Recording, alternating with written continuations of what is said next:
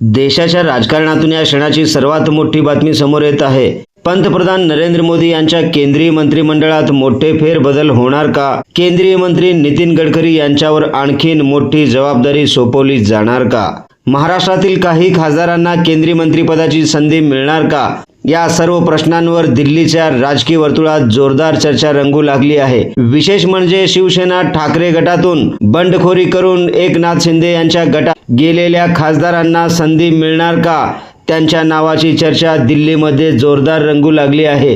कोणाच्या नावावरती शिक्कामोर्तब होणार? कोणाच्या गळ्यात मंत्रिपदाची माळ पडणार? चला तर जाणून घेऊया हा विशेष रिपोर्ट। नमस्कार, मी बंदगी NGTV मराठी न्यूज चॅनलमध्ये तुम्हा सगळ्यांचं सहर्ष स्वागत करतोय।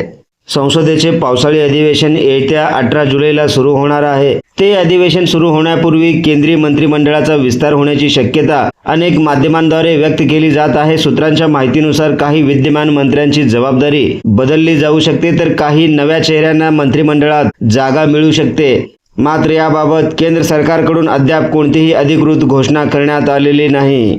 या चर्चेच्या केंद्रस्थानी आहेत केंद्रीय मंत्री नितीन गडकरी।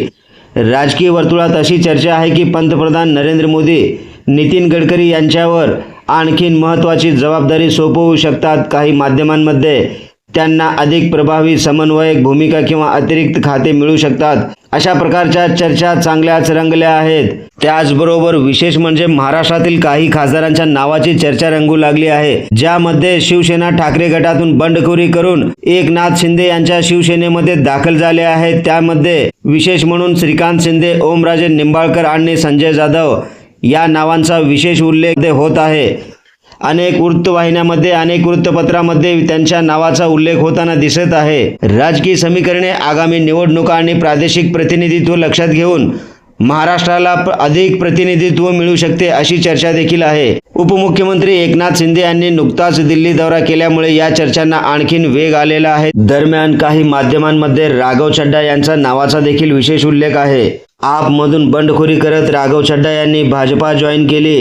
भाजपामध्ये गेल्यानंतर नरेंद्र मोदी त्यांच्यावर विशेष अशी जबाबदारी सोपवणार का, हे देखील पाहणे महत्त्वाचे ठरणार आहे। राजकीय विश्लेषकांच्या मते आगामी विधानसभा निवडणुका, प्रादेशिक समतोल, सामाजिक प्रतिनिधित्व आणि संघटनात्मक बदल लक्षात घेऊन मंत्रिमंडळ विस्ताराचा निर्णय घेतला जाऊ शकतो। मंत्रिमंडळ विस्तार झाला तर तो केवळ नवीन मंत्र्यांची नियुक्ती नसेल, तर आगामी राजकीय रणनीतीचाही महत्त्वाचा भाग ठरू शकतो।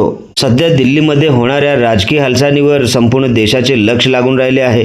केंद्रीय मंत्री नितीन गडकरी यांच्यावर नवीन कोणती जबाबदारी सोपवली जाणार? महाराष्ट्रातील कोणत्या खासदाराला केंद्रीय मंत्रिपदाची संधी मिळणार? आणि मोदींच्या मंत्रिमंडळात नेमके कोणते फेरबदल होणार?